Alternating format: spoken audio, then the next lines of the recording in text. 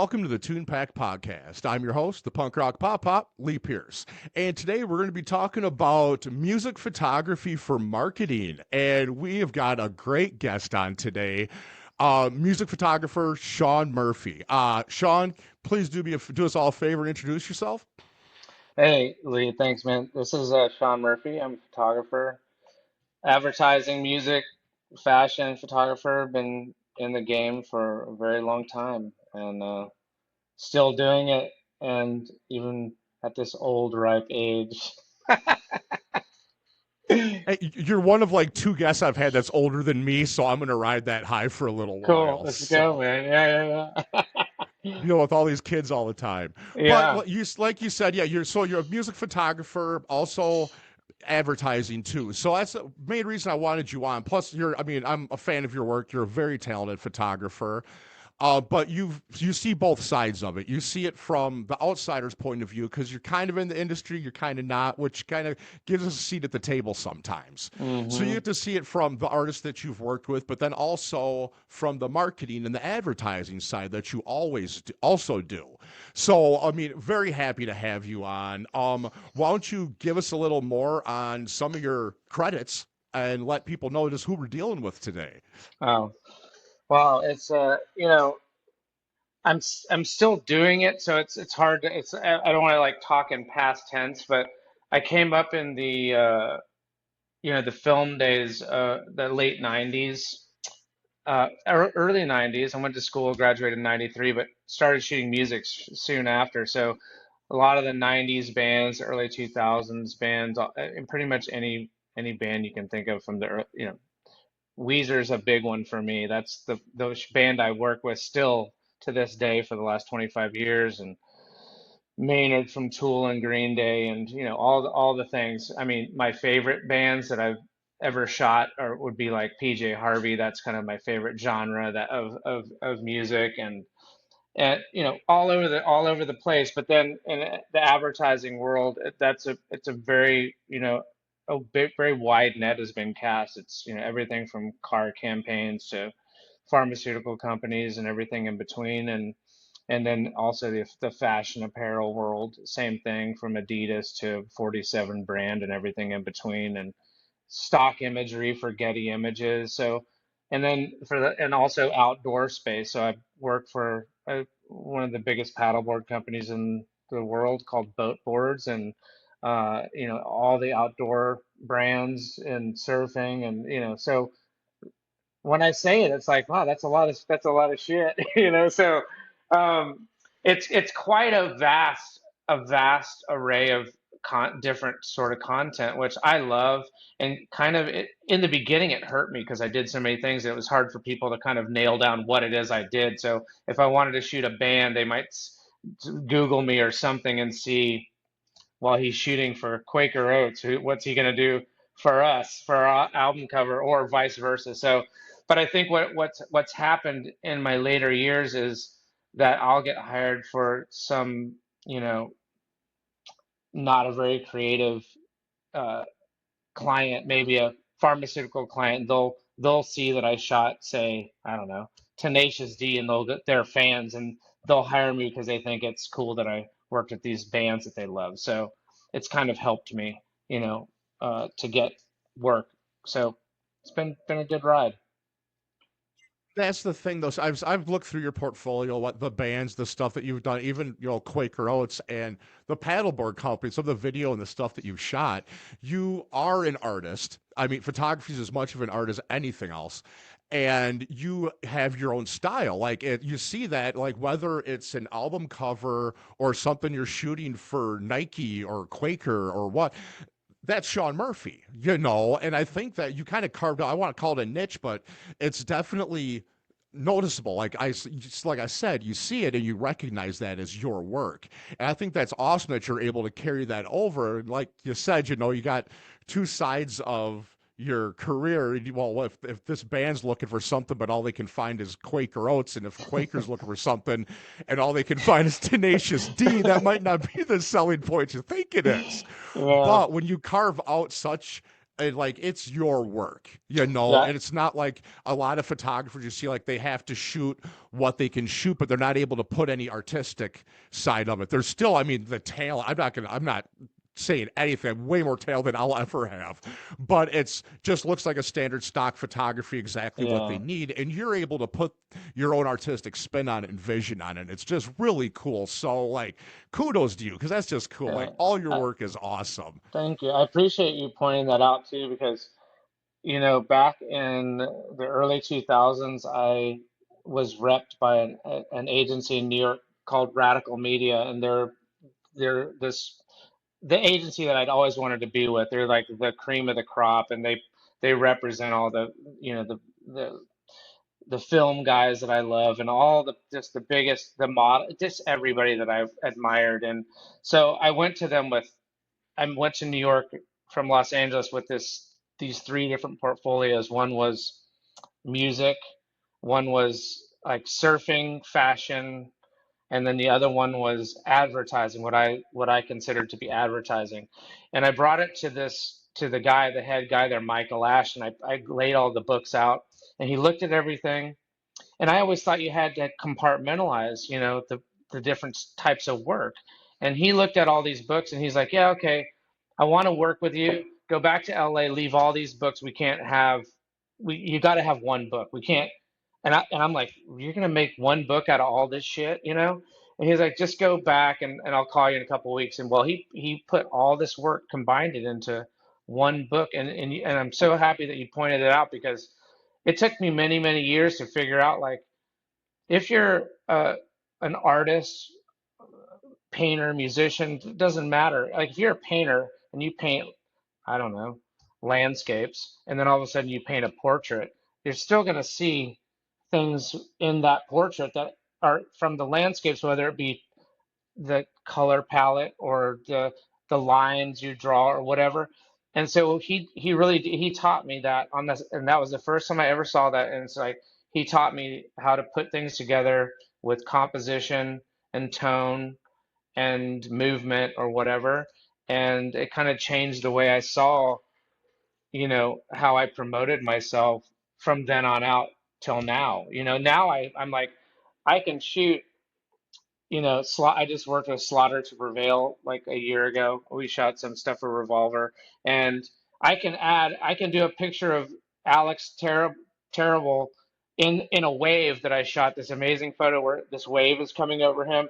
First of all, he's from Russia. He's a heavy metal guy from Russia. Guy's But now terrified, and now he's a bare knuckle fighter. but he such a rad guy. So Like we, so I call, terrified. so I'm on a shoot, not to go like sidetrack, like to go off the rails already, but like I called this alligator, the guy from Revolver, Jimmy Hubbard, calls me. He's like, "Hey man, I want you to shoot Slaughter to Prevail," who I honestly didn't know at that point. I had to all of a sudden look him up, and I was an instant fan. But he's like, I want them to have an alligator, and I know you like work with boat boards, and you're in Florida, and you always are messing with alligators and doing videos, because I love alligators. And so I just made a quick phone call to my alligator guy in Central Florida, and he's like, "Yeah, I'll bring Sweetie, and we'll meet you." And then, so within like a few days, I had bought a bunch of tracksuits, Adidas tracksuits, and got an alligator, and we were in, Cocoa Beach, and shooting this band on the beach, and the waves were really big. And these guys they all live in Florida actually, but they were so excited to go in the water. And I had my underwater housing because I always bring it with me. You never know, and I use it all the time in the outdoor space. So somehow I combined the two worlds, and now I'm shooting the lead singer of this metal band in the waves, and I can easily take that photo and place it with other work for advertising. And it all just blends together because it's the same guy kind of shooting it, and I have all these kind of ingredients that I use from every genre of photography that I'm working in, and that's my favorite thing. You don't have to be so anyway, that's my favorite thing about, kind of what I do. And once I realized it wasn't, you know, I didn't have to do one thing or the other, it kind of opened this whole world to me. And, there's many, many photographers that I see that, you know, they shoot one thing, and and then they phase out because that one thing may become irrelevant or whatever.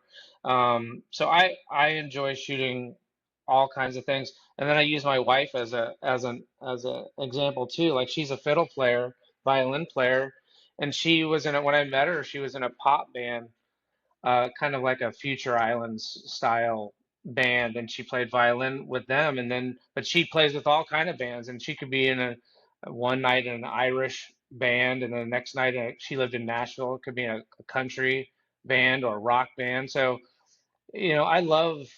I love when artists kind of can go into any space, and it's still them. I know her playing, whether she's in this band or that band, it still sounds like her. And same with my photography. And so yeah, so good point you make. Good Well, catch. yeah, because when it's like you said with musicians too, I see it a lot. I'm actually going to be doing an upcoming episode about that.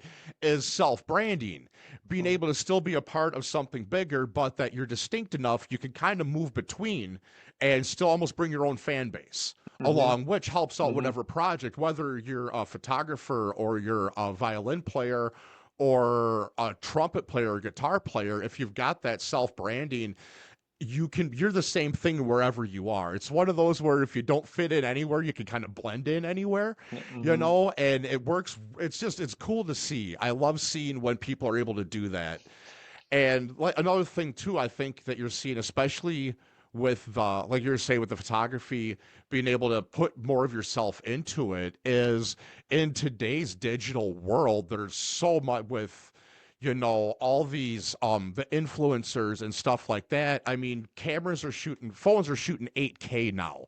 You Mm-hmm. can get lenses to add onto your iPhone and stuff like Mm-hmm. that. And Mm-hmm. it's so easy for people to shoot nowadays. I think even whether it's bands or a company looking for advertising, they're looking for something more artistic and more creative because it's so oversaturated with content, which I mean, it's a good thing and it's a bad thing. It's hard to, hit the algorithm, but when you do, if you stand out, people are going to notice you. Yeah, I also, since the beginning of time, I've worked with so many bands and so many. The other thing I notice with musicians is I've worked with so many bands that I felt like, my God, this is like the best. If this band doesn't hit and is the biggest thing on the planet, then there's zero justice in the universe, and they just fizzle out and break up and never become anything. And then you have the inverse. And so it's like, what is this band doing that this band is not doing? They're both working super hard. They're both hitting the road. They're both. Is it somebody they met? Is it an A&R person that just has, the right, setting them up the right way? Yeah, it's so hard. And see, I also work for a record label, so I feel that in my soul. Like I'll be listening Hmm. to the bands and I'm like, how are they Yeah, not bigger? It yeah, just yeah, literally makes me mad. It's my job. Like I'm the yeah, marketing guy. Damn it, why is this yeah, not working? yeah, And yeah, and they'll fizzle out, and it's just trying to stand out, and it's so hard, especially in the music industry, because like same thing, you could sit in your basement and record an entire album now on your computer with no help from anyone, and release it on Spotify and all the streaming the following day. well, remember when I mean, back in the day when Trent Reznor was like one of the first dudes to do that shit. You know what I mean? And I remember working with the band Filter, who I'm a big fan of them. And I was talking with them about their recording, and he said the same thing. He's like, "Yeah, it's just myself and the bass player in my apartment in Chicago." Or or Al Jorgensen from Ministry, like Oh same yeah. shit, like just making all. It's just, my son, one of my sons, his name's Ozzy. He lives in Los Angeles. He's a like a techno. He's in the techno world, kind of an underground DJ, produces music, insane, blowing up right now. But I watch him as an example, like I watch him in this saturated world of DJs and the techno world, and that's a world I come from in the beginning of my days too. I love the EDM techno scene, and he's doing so well. And every week he just keeps climbing, getting better spots and better venues and all the things. It's because, and I watch him, I'm like, his fucking Can I cuss on this? Yep. Go Sorry. for it. Before I got on, I was like, just watch the cussing. Sometimes I slip up. I'm sorry. Um, No, it used to be your rule, and then it got broken. If I'm all hell sorry. broke Yeah, loose, and yeah. it Okay, doesn't matter I'll anymore. keep it calm. So, his look is so unique, and his stage presence is so amazing, and his music is a little different, and his style, and his promotion, and his work ethic, and his no ego, and his personality with his fans. So I find he's a perfect example of what we're talking about. And when I meet, so in his historically, another example, a quick example of a band who has done really well, that still does really well, besides Weezer, besides Tool, is Green Day. And I remember shooting them, I mean, many times, but in the probably early 2000s, 2003-ish, we did a collaboration between them and Blink 182, and we did a cover for Alternative Press where we recreated this damned photo cover where they had like a pie in their face and all this shit. So anyway, Green Day drives themselves from Oakland in a van, like a rental van, shows up hours early, and we're hanging out, and they're just the coolest dudes ever. Zero ego, real punk rock. Like these guys, since the day I met them, they're nice. They have no ego. They, they're just great guys. Great work ethic. Blink 182, no shade to Blink 182. I'm not trying to do that, but the difference. They showed up hour late in a limo with an entourage and wouldn't really participate, and then complained about having pie in their face, and we're not participating the same as Green Day, who are all in and having fun. And I think it's just you can tell. I mean, there's a lot to that when you're in a band. It's like as a photographer when I was starting out, I still do this. Like as like and especially in my sober life too, like I say yes. When I first got sober, my sponsor was like, just say yes to everything. Just say yes. Like what's it gonna hurt? Just say yes to speaking, say yes to showing up, yes to yes. And I've been doing that in my photography career. I sometimes I'll say no if it's something that's just totally off brand for me and it's not, a good idea. But like you reached out to me. I'm like, hell yeah, let's do that. I love meeting new people. It I love and that's what makes the difference in I think that's your biggest promotional thing as a whether you're a musician or photographer or a painter or whatever you do, is saying yes, keeping your ego in check, working hard, being a nice dude, trying not to get addicted to drugs, and just, and when you start getting a little traction, don't pull back and go, okay, I'm here now. I'm not, I don't want to work anymore. If the hardest thing you have to do is a photo shoot, and also over the years, I've met so many bands, and if you ask me, Sean, what's the worst photo shoot you ever had? I could tell you like that. What's the best one? I can tell you like that. Um, and some of these guys, they show up and it's like they don't want to have anything to do with it. They're dicks. They're done, and it's like, and then then they're gone. It's like, what happened to them? And then you have a band like Weezer who's still selling out arenas last night in Germany or wherever they are today at older than me, my age or older, late 50s, crushing it because they work hard and they come up with new content, and they also don't really care. They've never cared about what people think. They do them. They've created this huge fan base that will, it's just so there is a through line to who's successful and who's not, I think. Yeah, and like, oh, and you hit it too. Like even just the part about with the difference in two bands at one shoot, and like we're older. We came up with. I mean, when you first started, I mean, these pictures were going on social media. They were going in a magazine. There was no social media. How there was no internet. We're Yeah, fucking right. old. Yeah. Where now everything gets shot and is put up by their social media manager or someone at the label or what. And when it's so easy to have that everyone's going to see this, this isn't shooting for. I mean, like I grew up. I mean, Alternative Press was my favorite magazine growing up. That was the only one that had any of the music I listened to. Yeah, You yeah, know, and it was okay. Once a month, you're going to see a band. Instead, I can look at every picture this band's ever shot on a daily basis on my phone.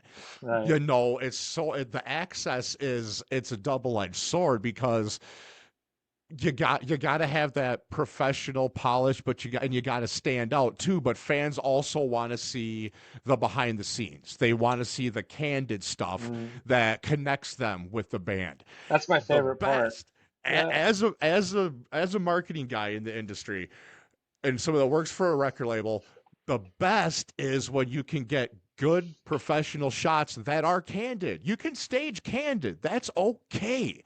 You know, I mean, having good behind the scenes pictures is just as important as that album cover. You Yeah. know, and there's no and those behind the scenes shots that have a photographer come to your practice, your rehearsals, and get those shots. You know, we used to see that in the insert in This the the records. sleeve was my favorite part. It's like Oh my you God, open it up and you yes. see them in their recording studio or rehearsal space. I mean, still to if there's a movie or a show on Netflix, my favorite thing is if they have some sort of like Anthony Bourdain, if he would do like a an episode about the behind the scenes, like that was the jam for me. Like I love to see how shit's made, and it's my favorite part. And like this outdoor company that I work with, Boat Boards, we our social media, I can shoot a slick video or a slick image, but what really connects with the users and what really gets a lot of traction is what we user generated content. So it could just be an ambassador shooting their setup of like how they go fishing or on a board or their day out on an adventure, and that will get 100 times more traction than this perfect shot that I take, that's set up or whatever, right? So it kind of, but you need that perfect shot for say like an ad in a magazine or a poster or a billboard, but there's two parts to it, right? So if I were in a band, I love just they're in a great time right now. It's like I think consistency is key. Posting. There's several bands that I follow that are not signed that I think are just amazing. They post cool content that's fun. My son is so interesting to me, not just because he's my son, but it's just like he doesn't stop. And it's like every day it's a super interesting content. And so I think the consistency and it teaches me too, like, there's never really a time to chill, unfortunately. Like you don't reach this, I'm here, now I can chill. It's a consistent thing. And I don't think I'm the best at it, but I like to post like once a day a story or something.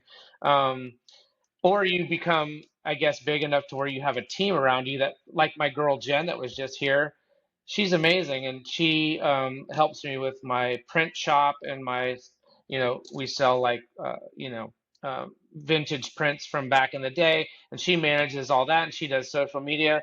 And so without her, I probably wouldn't do it. And she's really great at it. So if I could afford her, I'd have her follow me around every day, all day, because she's so good at it, right? So that would be the best. If you're in a band and you've made it to a point where you can just have your person and they just follow you around and post all your stuff, that would be the best. But that's not always, the case, I suppose. Exactly. Well, and like you said though, the liner notes, like I mean, vinyl's coming back, so nobody's buying CDs, but people are buying vinyl again. So you're getting those inserts, and like that's how I recognized your name when it popped up online was from sitting there reading the inserts and looking at the pictures and reading the credits on who did what, because I was always the nerd. I like the layout of the stuff. I like the copy that's written Hmm. in. Yeah. So I mean, that's how I mean. So that stuff is important. And if you're the band, whether it's the yeah, you got to have the happy medium though, like you were saying, and it's so funny because, I mean, like I said, with working for the label, some of the best videos I put out are rig rundowns. They're shooting it with their phone, talking about nerding out, Hmm. talking about their guitar and their amp setup. And Hmm. that stuff will get more views than a music video that they brought in a whole crew and Yeah. paid for the whole Yeah. day to shoot, Yeah. but you still have to have both sides of that. You have to show the professional side of you and the at home, more private side. And that's, I think, especially any position in the entertainment industry, not just musicians, that goes for, actors, photographers, everybody. They want to see, like, some of my favorite shots on your site are the behind the scenes stuff. Hmm. It's fun getting to see, you taking the picture, I Yeah. just, I Yeah. love, seeing that stuff, Me and that's too, so man. important. Yeah. Yeah, me too. There's a so we can talk about the Weezer book in a little bit, but one interesting thing that happened when creating this book that took me like 3 years to put together and millions of photos to go through, it started out one way, and then when we got to and the band approved it and the label approved it and everything got approved, but because they had been through so many labels, when we got to the lawyer phase of the book, where I had an attorney and Weezer has an attorney, and they have to kind of look at it, talk about it, make sure that everything is legal and there's no room for like me getting sued or whatever. One of the things that came up is like my attorney said, Sean, I think you should take out anything that is like an album cover or a, an ad or like a tear sheet because we don't know who that artist was that put those together, and it could potentially down the road somebody could say something. And I was kind of bummed out. And I was like, man, that sucks, you know. But then the attorney's like, you know, it's cooler though. Put a different photo that's not that photo, because if they're fans, they're gonna know that what that's from anyway. They're gonna give them this extra little nug that no one's ever seen. That's like the White Album where they're on the beach, but now you've got like the stylist doing their hair and there's some extra little information that the fans had never seen. And in fact, that is true. So that book became more about there's a lot of nerdy things about camera gear and the technique to do that photo or how we came It's up your with the rig idea. rundown. It's cool, so cool, man. And for bands, when I'm listening finding out about a band and like why did they choose that? So whenever I am with like a band that I admire, like Maynard is one of my favorite people because he is in so many bands that do so well. And how, first of all, I'm like, how the fuck do you have time for all this, dude? And so I'll see him like once a year on a shoot or something, and I'll catch up with him real quick. And it's like, how do you, how did you create that album? How did Tool rehearse and get that album done? And he tells me how they do it and then how they came up with the idea and how was this, why did you name that song that, how did you, anything. I want to grab it all, like how did you do this, like and they tell me, and it's usually a letdown because it's like, oh man, I thought it was going to be this way more elaborate and this life-changing idea, and generally it's like, oh, we just were at Waffle House and somebody said something. I'm like, yeah, let's name the album that, and then we did this, and then it became like this thing, and I'm like, god dang it, like I was like expecting something much more groundbreaking, but okay. And so, but I just But then love that. again, if it was groundbreaking, it wouldn't have been memorable enough. You wouldn't have shared it today. Yeah. So Yeah. it works out that way sometimes. It's that stuff you're not expecting where you're like, oh, they're just kind of like us. Yeah, And you get that connection. exactly, and I also I love hearing for musicians like what was that turning point for you, like, and I think for most bands it's they'll say, dude, like we grinded for 15 years before anybody found us, and then it was just like everyone's freaking out and they're like, dude, we've been doing this for a million years and now we've made it. But, so like, what was that thing that, and then when they tell me like what that thing was, it's generally something very like surprising too. They met one guy or somebody that just heard their song, put it somewhere, and it blew up, or a TV show used it, or whatever. It's like one of the bands that's fascinating to me is Future Islands. Like I like that band. I like all genres too. Like before we got on the podcast, I'm listening to jazz music. I love jazz. I love classical. I love industrial, techno, rock, punk, all of it. I mean, it just depends on where I'm at in my day. But Future Islands is fascinating to me because it's like one of those bands that's like shouldn't exist, right? Like to me, it's like the music is they've niched out they've carved their own sound, like they've got their own sound that's kind of like not shouldn't be a popular sound because it's just a weird arrangement. Visually, they don't look cool like typical cool. They are cool because I also think cool is cool no matter what. Some of my favorite people, the coolest people, you don't even know what they look like because they're so cool they don't give a shit and they're not out there. And so there's that, and then his stage presence is so bizarre that it's like, what am I watching? Like, what is this? But somehow you can't take your eyes off it, and it fucking works, and I love that. It's also rare, right? It's like, Well, it's huge nowadays. I'm seeing that because like I grew up in the old punk scene when it was pretty much we all wore the same uniform. yeah, And nowadays though, I go to these shows and you're looking around, you're like, well, where's the band? And all of a sudden, these four young kids like in a button down t-shirt and like haircut number 3 from the wall of Great Clips yeah, walk yeah, up and just destroy the fucking place. And you're yeah, like, yeah.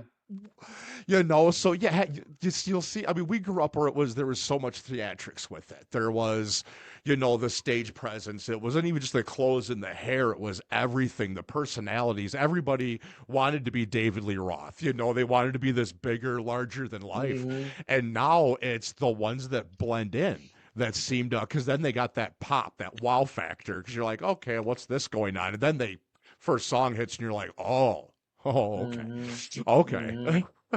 Yeah, yeah, it's wild, man. But I'm super interested in all of that, and I love studying like why, and sometimes there is no why. There's no like photography. Like I've mentored several people through in my days, and many actually, and there's maybe one or two kids that have come through and they're making it, but they're all talented. But why? Why this one? And so I kind of like study these traits. What is that about somebody that makes them successful? And I think, I had an agent one time, and she was describing that when I was a young photographer, she took me and she's like, "Yeah, you haven't done much, but you got a personality and you got a look. You're likable. I see the talent is there. It just we need to figure that out. We need to, judge that a little bit. We need to give you some."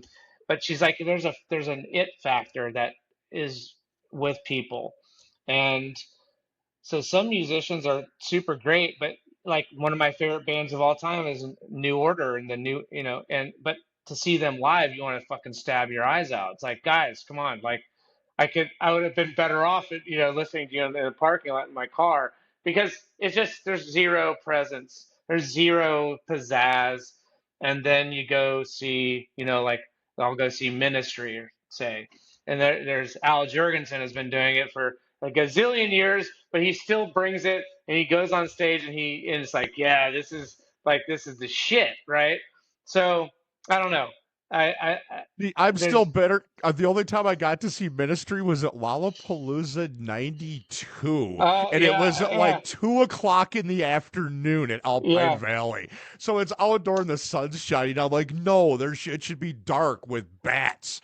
Like it's freaking Ministry. I Come was at on. that concert too, and I was in Boston, and I was in photography school that year, and I saw him in Boston. Same thing, middle of the day, and he comes out on the stage, and I'll never forget it. He has like a skull on his The microphone, microphone with the has a spine skull and the hip and the bones. spine, Yes. and he comes out and he's just like, "It's time to go to work," and I was like, and then everyone destroyed the venue. It's like all the people were just there was nothing to break, so people started ripping grass out like the sod and these big sod, you know. It was like crazy. I was like, this is. Also, I shot Ministry. They came to Pensacola, which is close to where I'm at, and this was about 3 years ago. Revolver hired me to go shoot some live content of them, and it's one of my favorite bands. So I was like, hell yeah! And so I was in front of the stage shooting. And it wasn't like usually it's like you get to shoot 3 songs and you're out. I could stay there the whole time, which I did right in front of the speaker. And right now, today, I have ringing in my ears. The tinnitus was from that show and never went away, and now it's just straight ringing 24/7 from Ministry, so I can pinpoint my hearing loss to them. So that's kind of cool. It's awesome. Well, Yeah, and yeah, yeah. it makes you realize maybe the marketing team that set up the list that day of who was playing when at Lala '92 knew that if they would have put Jurgensen on at 9 o'clock at night, the entire place would have burned down. If they Yeah, were tearing yeah. up sod at 2 in the afternoon, what would they have done when it got dark? Yeah, there's a really cool, I don't know if you listen to this podcast that Billy Corgan does from Smashing Pumpkins, but he does a really interesting podcast where he talks to artists and stuff, and he talked to Al Jorgensen, and he connects so many dots from that early punk industrial, you know, where it's like you think you know how it all happened in Chicago, and he just kind of puts it all together. So if you're a fan of kind of that genre, highly suggest listening to that episode. It's pretty cool. I'll have to check that out. I've always been a huge fan of early Ministry and Wax Tracks and everything like. Well, Yeah, being so close yeah. to Chicago, I grew up Yeah. listening to all that stuff Uh-huh. because all those Yeah. bands played locally. It was Dude, local for. yeah, Chicago, and my other favorite band is Big Black and Shellac, and and they all came from Chicago, and in the house music scene also Chicago. Like Chicago really is like the shit for like starting the early music scene. So, yeah, very cool. It's for sure. All right. Well, I mean, we'll try to wrangle back to a little bit of the more of the photography stuff. So Okay. because image is so important, obviously, whether it's the anti-rock star or just the full theatrics, it's so important nowadays because of social media and how easy it is to get access and the massive amount of content that's out there. If a band wants to get some more, everybody knows somebody that's a photographer, but if you don't know them personally, what do you suggest for a band like to find the right photographer and not just find somebody? What's a good way about going about that? What's some questions they should ask and things like that? That's such a it's a little tough because I think it kind of matters a little bit where you live in the country or the world. If you're in a small town like where I am now, there's not a lot of options for photographers. Like where I live is on the beach now in Florida and the Panhandle, and most people are like portrait photographers or wedding photographers or real estate photographers. So you're really not going to find a, a bunch of like great music or even people that want to shoot it. So it's a little bit of a struggle. If you're in Los Angeles, then they're all music photographers and fashion photographers. So you're much better in a much better off scenario. What I think is if I were a young band like in my 20s and just starting out or whenever I would be on it. I Instagram's such a great or this it's such a great place to find people and connect with people. So that's where I would look, and I would find, okay, who's doing imagery or videography in kind of what in our kind of the look that we want to accomplish, and then I would just reach out to them. And most photographers that love shooting music are going to be open to collaborating too. Like for myself, like I don't really consider money when I'm shooting bands. Like these days I seek out bands to shoot because I find it scratches an itch for me, and I love music and I love musicians, so I just want to work with them. So I'm actually seeking them out. Like we shot with Do you know the band Mastodon?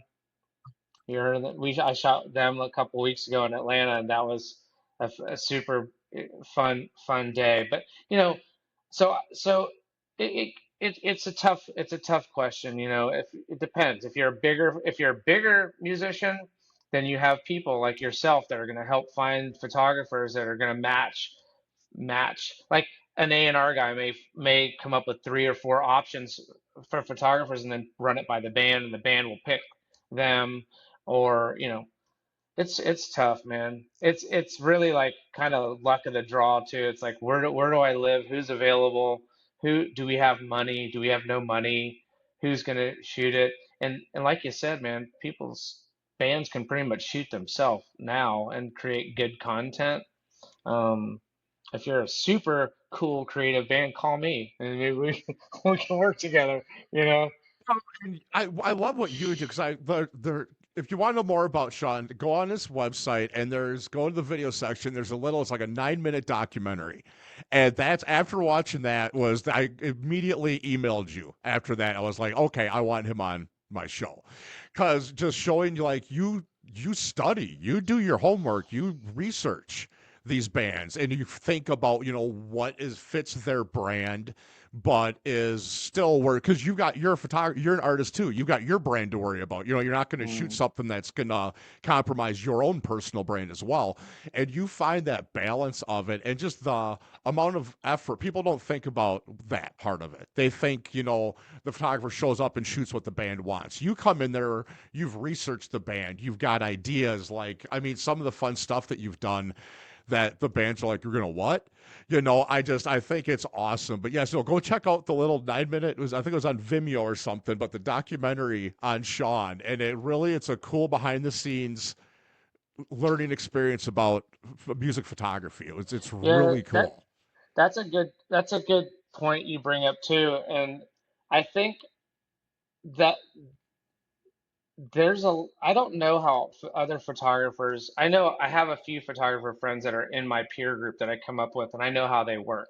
But I don't know how they all work. And I'm sure there's many people that don't do their homework. They get a call, they show up kind of unprepared, and that's problematic. You know, if you show up and there's been many times that I've gotten a call from a magazine or someone, and it's like kind of a last minute thing. Hey, can you shoot this band tomorrow?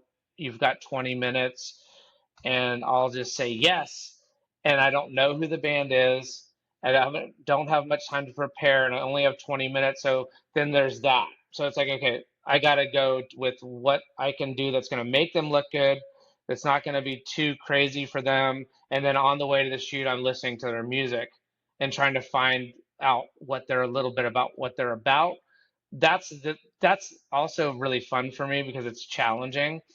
The luxury shoot would be, hey, in a month from now, can you shoot X? And I get to study them and have conversations and work on ideas and mood boards, and there's a back and forth, and they know a little bit about me and kind of it's things might get a little uncomfortable or they might get a little creative, and we're going to kind of push it a little far and we'll pull back, we'll do safe stuff. And I talk a lot about that with Weezer too, because I shoot them so much, and I get asked a lot about like, how did you come up with like that shot of them doing whatever they're doing, and I can't imagine them even doing that. Well, there's always some safe shots. There's a day where it's orchestrated, right? Like I do a lot of homework. We come up with a where we're going to shoot, then I'll spend days before walking that location, every nook and cranny, coming up with these ideas, plan A, B, C, and D, and then I'll have the safe shots of them in a row on white, for the album packaging or whatever, publicity photos, them standing against a wall, the basic bullshit, right? Because you need it. And the band's going to look good and it's safe and everybody will be happy. Then I'll ask them to take their clothes off and get in the water. They may say yes, but they've never said no. but we work into that. It's like you kind of you kind of, do the safe thing. You make sure they're fed, they've had their coffee, and then they're having fun, and then you sneak this thing in, and they say yes before they know it. They're like, "Oh, okay," and then you've done it, and then you pull back and you pamper them a little bit, and you get them warm. You do another safe shot, and then wha! You get them with something else, and it's just this kind of like it's a fun game, and and that's the best experience to have with like an artist photographer, artist videographer relationship. I'm not just there telling them what to do, because nobody likes that either, right? It's like a collaboration, and you're reading their emotional state, their how do they feel that day. Oftentimes bands are on a tour and they're really busy, and they're they have a lot of people pulling at them and needing them to do different things, so you have to take that in consideration. And sometimes I show up, um, and they give me 20 minutes, and I get them done in 5 minutes because I want to respect their time. Dr. Dre was a perfect example. And I look at the photos of Dr. Dre that I took, and I'm like, dang it, I should have just done one more roll of film or two more rolls of film, because I could have, but I was kind of being a dick that day, and his people were like, he's only gonna give you 20 minutes. He's got a lot of shit to do. You got to come in. He's not gonna give you any ideas. You better know what you want to do. And I was like, all right, I'll. So I showed up. I was like, I'm gonna do this shit in 5 minutes. So I set up a lighting setup, and he sat down. He was nice, but he was busy. And I was like, bam, bam, bam. And I was like, we're done. And he looked at me like very surprised. He's like, we're done. And he goes, I love you, man. And he was so happy that I just gave him 15 minutes of his time back, and he could go eat his food before the next thing or whatever. And so he left probably going to think, if my name ever came up again, he would go, oh, that guy was awesome. Like, he really respected my time, didn't push me too far. So it's really important, I think, to learn how to read people, learn how to read the room, be respectful of people's time. And if they're going to give you a little bit more, then take a little bit more, but don't overstep your boundaries and don't get greedy. Because in my mind, it could be a long relationship. When I first started working with Weezer or Maynard, I never knew that I'd work with them for 25 years. But they keep asking me back because they like they like the relationship, right? So they know that when they work with me, it's going to be a day hanging with a friend, and it's going to be fun. And I'm not going to just be just grinding them all day with a bunch of bullshit. So, Touched on two things that I probably talk about a little bit on just about every episode.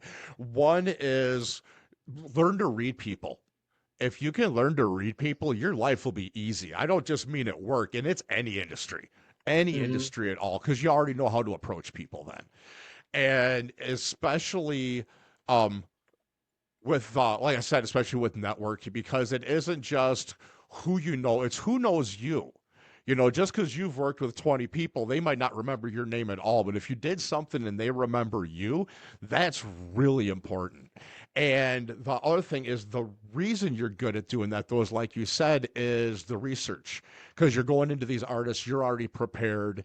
And you know what? I do the same thing with my show, because a lot of musicians are kind of skittish. They're not good with people. That's why they're musicians. That's why their art is on stage. They don't want to get on camera. I've had quite a few straight turn me down. They don't want to. No, that's not my thing. I will not go on a podcast.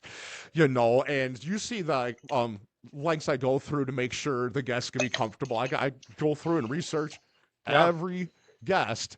I research the guest, I research the topic, I combine the two to figure out how I can make my guest the most comfortable and make sure they're going to want to come back, and they're going to have a good time.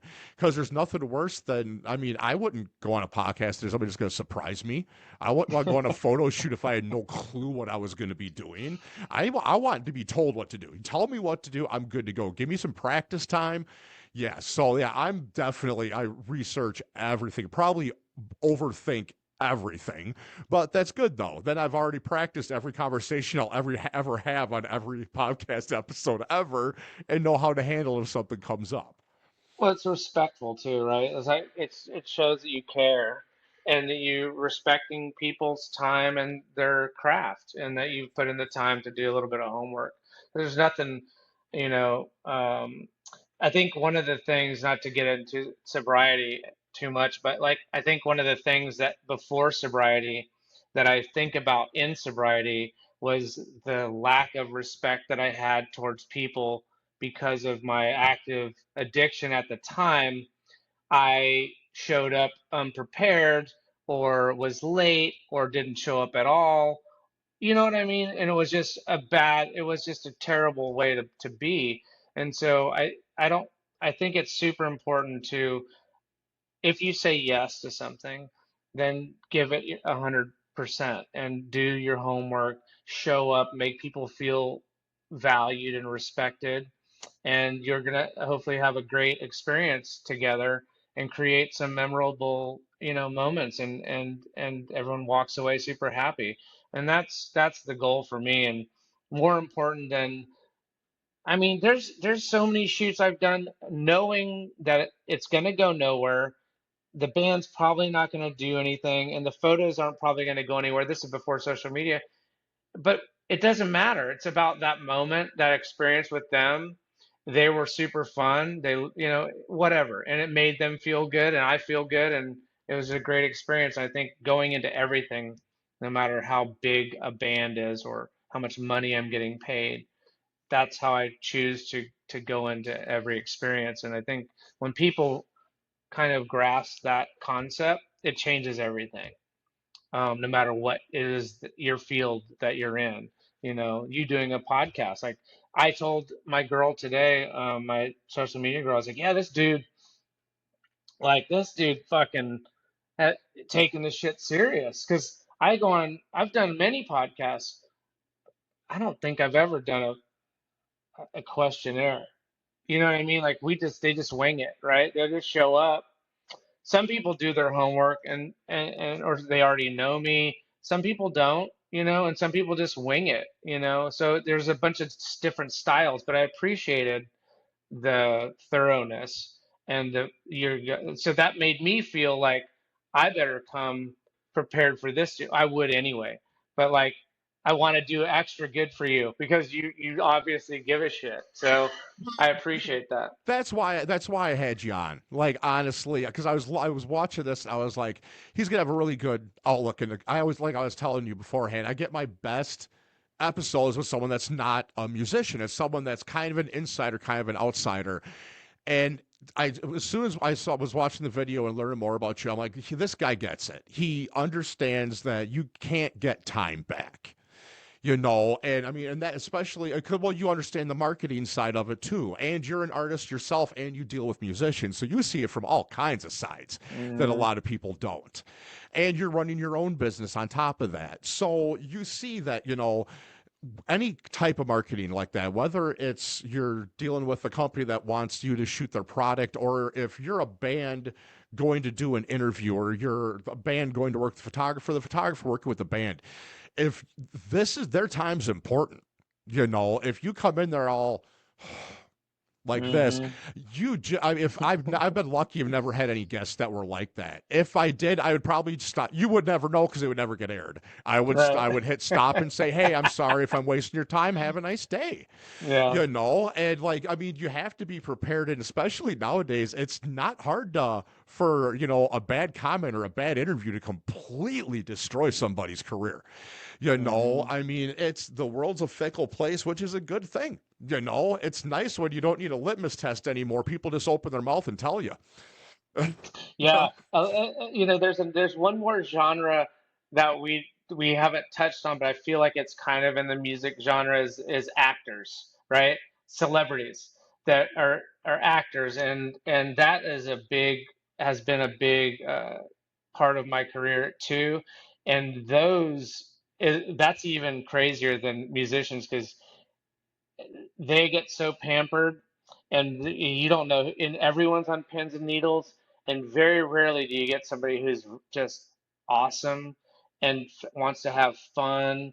And I can tell you many, I can give you, there's so many that are just terrible people, you know But then their career goes away. I bet they would do anything to have that moment back where they could go, God, I would, if I could just be back on that photo shoot, I would do it so differently. I've done that where I've lost clients and I'm like, if I ever get another chance, I will not, I will do whatever it takes to do this right. And yeah, it's crazy, man. It's crazy. So I think it's important no matter where you are, stay humble, stay nice, say no if you're not into it.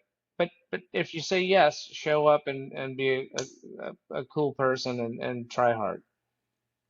And I think, well, another reason I was excited about this episode is another old sober guy. I Yeah. live in the Midwest. There's not a lot of us. Trust me.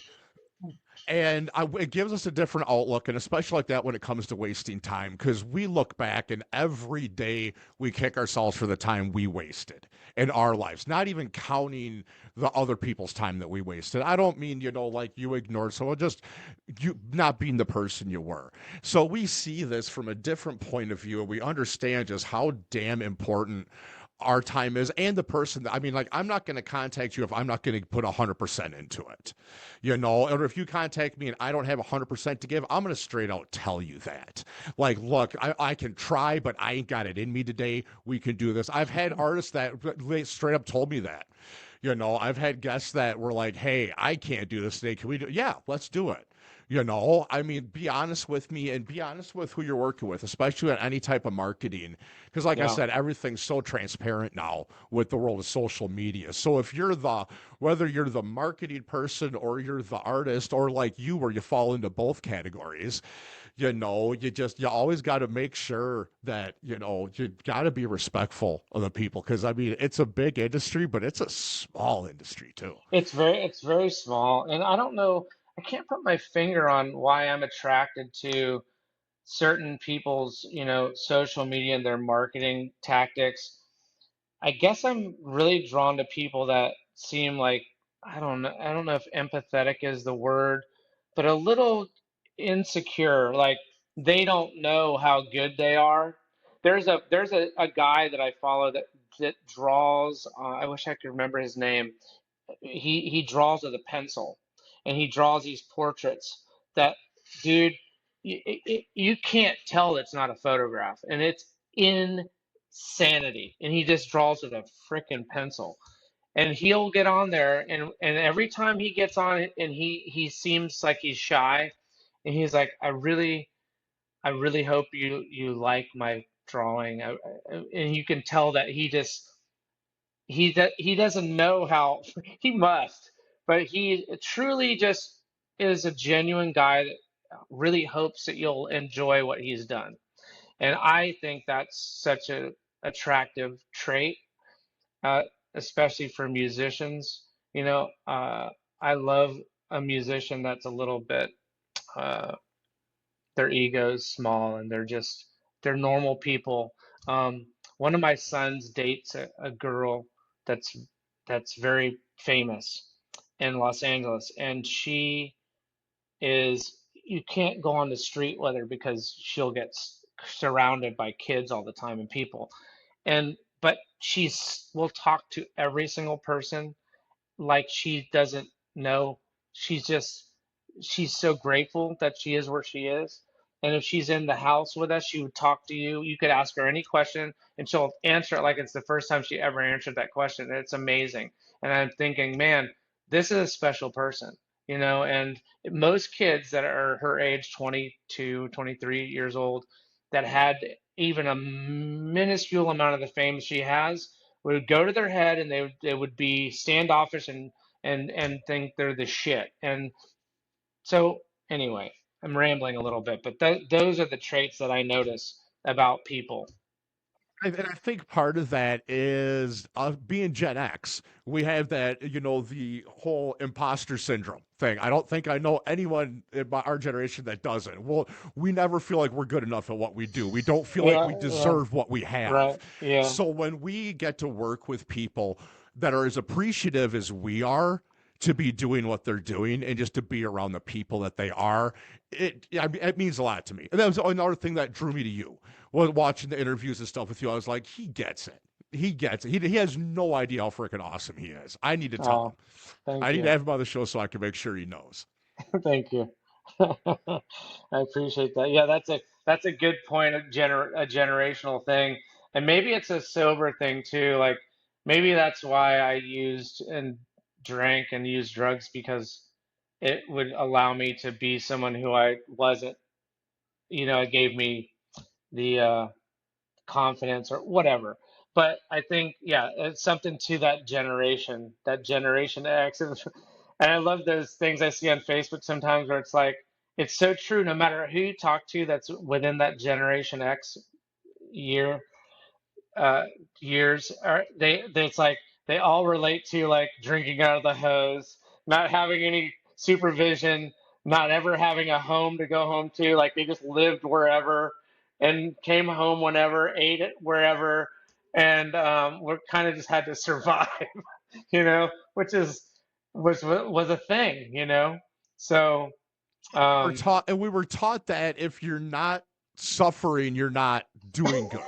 You're not, yeah, you know, you're not succeeding if you're not bleeding, yeah, and we still get told that by the older generations because that's how they yeah. were raised. And we're trying to end that, but yeah, it's pretty easy to spot one of us, really Yeah, easy. yeah, yeah, totally. Yeah, it's been a good life, man. And I never stopped learning too. Just involved with a new production company that we just started, and the my partners are in their mid 30s. My wife is in her 30s, so it's like a generational difference, right? Like, my wife acts like she's 80 though, but she's late 30s, but she acts like she's 80, and I'm 56 and I act like I'm 20. So somehow it works, My partners are, mid 30s and haven't had the experience that I've had in my career, but they have so much that I learn from them. So we learn from each other, and it's I think and sometimes the question gets asked to me too, like how are you, you know, in your 50s, and you're busier than you were when you were in your 30s, and you stay relevant, and you can somehow change with the times and stay relevant.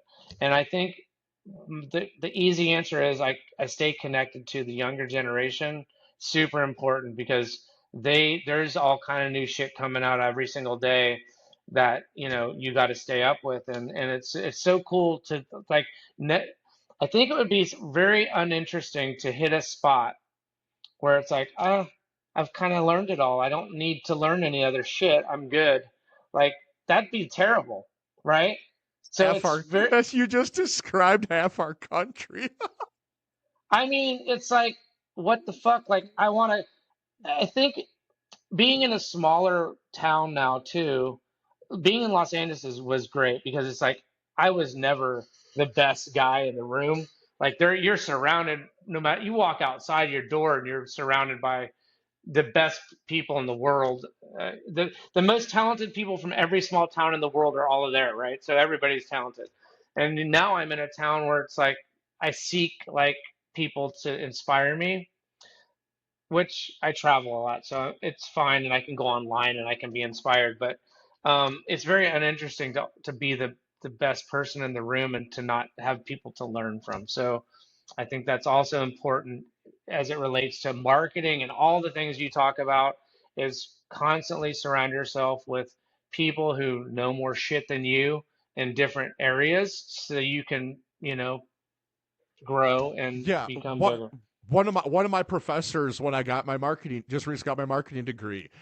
He's a musician. I had him on my show actually, and one of the things he said has stuck with me since the first day of class is never be the smartest person in the room. If you're the smartest person in the room, you need to find more people. Yeah. Yeah. Because you shouldn't be. You need to surround yourself with people that are better than you. And also, if you're the smartest person in the room and if something goes wrong, you're going to be catching the blame. Yeah. So yeah, but no, you need to surround yourself with the type of people that you want to be. Not just that you already are, but who you want to be as you continue to grow as a human being. Because yeah, you don't. Well, I think again, I think that might be our sober thing is we don't want to hang out with people that are like what we used to be. We want to Yeah. be around people that are like us or better than us in our eyes. And that's the only way you ever continue to grow, whether it's as a person or as an artist. I think is you. I mean, you got to you got to keep trying to do better. I mean, don't you always want to be Hmm. a little better than you were yesterday? You have to be. You have to be. Yeah, I like Bill Murray a lot too, and I listen to him sometimes on different podcasts, and he's very dry and very, the dude's done a lot, and I love when he says they'll ask him a question, and in his response, if he wants to be inspired, and he'll just straight up say, yeah, that's not interesting to me, and it doesn't. So as it relates to time, like don't go down a path of something is not going to be interesting or you're going to learn from. Learn how to say yes. It's great to say yes to things, but it's also, especially when it relates to service work, like you can say yes to a lot of things, but if it relates to you as an artist or musician, and growing your brand, you as an artist, try to say yes to things that are going to help that growth, and avoid things that are going to drag you down. People, different, just whatever the thing may be. Like learn to navigate because time is short. And as a musician, I don't know if age is really a thing, but probably is, right? Like in certain genres, especially, like you have a time, there's a hot spot probably, so your time is limited. Like make it count. You know, pick good people to work with. Spend your time wisely. Try not to be a drug addict if you can help it. Yeah. Well, Those and type of things. a good point you brought up too, though, is you got to always learn. I mean, I want to try to learn something new every day. And everybody, there's always going to be that whole generational war in our, from one generation to the next. We're better than them, or they got this, or oh, so typical, whatever, Gen Mhm. Z or millennial, what? Yeah, We're just as freaking bad. yeah, I mean, I spot it. But if we all look at not just being a parent, but we want the next generation to be better than us. We want them to have a better world. I mean, if you're a decent human being in any sense of the word, you want to leave a better world. If we are feel like that generation is that important, why the hell is no one listening to them? If you want to learn from people who are younger than us, because like you said, working with people that are younger than you, it's great because they see the same things that you do and they're not jaded by that extra 20 or 30 years of bullshit that we've seen. They're seeing hmm this for the first time just like you are. So it's hmm so we got to learn from the younger generations. I mean, if we don't, we're doomed. We're absolutely doomed. yeah. And that's also a good point because sometimes I'll find myself annoyed with, maybe as someone who's starting out in photography and they're asking me a lot of questions, or they're not doing it the way I would do it, or I can see that they're going to do something that is not going to end well, but I've done that thing 1,000 times and I know how the end is going to be. So I could stop them and say, don't do that. It's going to be like that if you do it, but you need to let them have their experience. But how much of their experience do I want to be part of? Like, if I'm working with younger people, like there's this balance, right? Like I've kind of been through it all, so I don't want to do it all again. But you want to have their experiences. It's just a weird kind of tightrope, and yeah. So it's an interesting, it's a whole interesting life. If you want to learn from the younger generation, but you don't want to make their mistakes again, so you just kind of, it's a Find that you daily got to balance. find Yeah, that fine line between you got to be teacher and student at the same time, exact, and you got to exactly, pick the right times to do it, or it could become an entire nightmare. That's for sure. exactly. Oh. All right. Well, I see went a little bit over our time already. I told you we were going to do that, but that's quite We all did. right.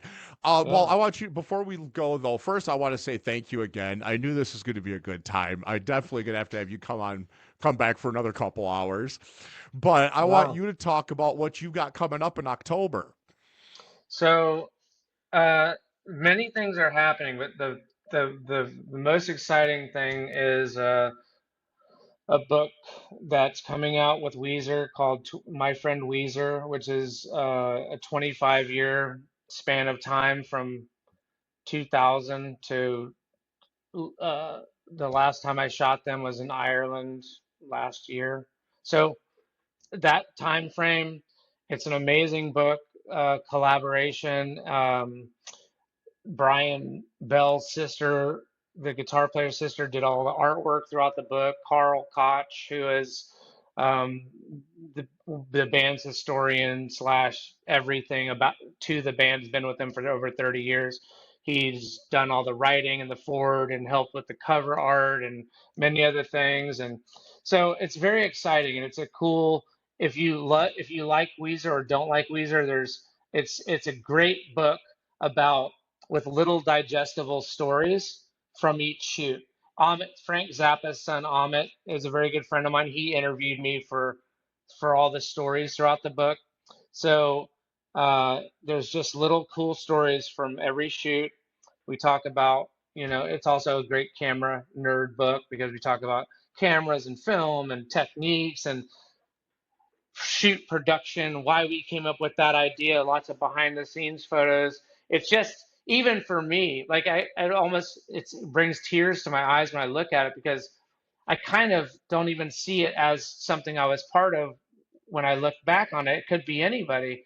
It's just this cool, intimate look into this great span of time where we're like kids. Like the first photo shoot I'm 30, I guess, still a kid, and I'm holding, and one of the guys is holding my baby that I just had in the picture. And then now my kid that's in that photo is blowing up and traveling around in the EDM world, and he's 25 years old, 26, and so it's this cool book where you can kind of see us all age gracefully and still do. It's like it's not like, oh, this is Weezer, now they're done. It's not like it's still ongoing. It's just this cool moment in time. And And in another 25 years, we can have part two. dude, how cool would that be? That would be awesome. And they'll still be going, so you better be. I hope so, man. Yeah, it's a trip, and I've become really good friends with especially a couple of the guys in the band, and the bass player Scott, is a dear friend of mine, and his actually I was in Michigan bunch of years ago, and my ex-wife's dad is a musician, plays drums in like a big band, and we went to watch them rehearse in Toledo, Ohio. And a guy comes up to me and plays the horns, and he's like, "I'm Scott from Weezer's dad," and I was like, "It's just so cool! Like it's like this small world of like these cool musicians, and they're just such nice people too. And the Weezer fan base is amazing. It's a very unique group of people that spans worldwide, and I've made so many amazing friends. Just being part, I feel like being part of Weezer's being part of their lives has given me this cool other life that I would never be part of privy to. And now I talk to all the fans like they've become part of my life and my friend group day to day on social media.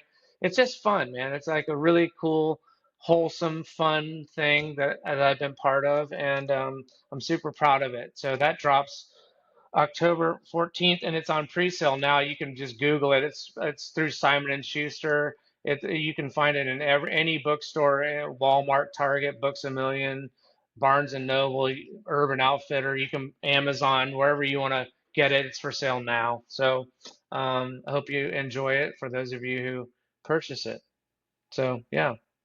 I know I'm definitely pre-ordering. I got my youngest son is a big Weezer fan too, so Cool. he was pretty excited that I was having you on. Oh, rad. So yeah, Sweet. I got a little extra cred, so that's cool. I don't Oh, get much. cool. You don't get much from your kids at all. So I'll have to email. I'll have to mail him a signed print or something. oh, Um, that would be cool. He would. yeah, Oh yes. I can make remind me next week, and I'll when I'm printing, and I'll conjure something up for him. Oh, that would be cool, man. Sweet. Well, again, man. Thank you. I can't thank you enough, man. I was excited for this one. I've been looking forward to this one since we first talked. So I'm glad we were Cool. able to connect and do this. We'll definitely have to have you come back on again. And we just go talk. We'll have to do a live one where we can just talk for a couple hours. Yeah, yeah. And if I'm driving up, I drive up. My wife's from the UP, so we drive up there. And if I'm cruising up through your area, we'll have coffee. Oh yeah, you can come right past me. Yeah. You'd be about a less than an hour away, so I know right where Sweet. you're. Oh, Sweet. absolutely. For All right. sure. Well, again, Sean Murphy, thank you so much for coming on. We'll have you back again. Everybody get to his websites. They'll be in the links. Please remember to like, subscribe, share, tell us what we're doing good, what we're doing bad. We want to know. And everybody, have fun. Be safe. Take care of each other. Yeah. Thanks, man.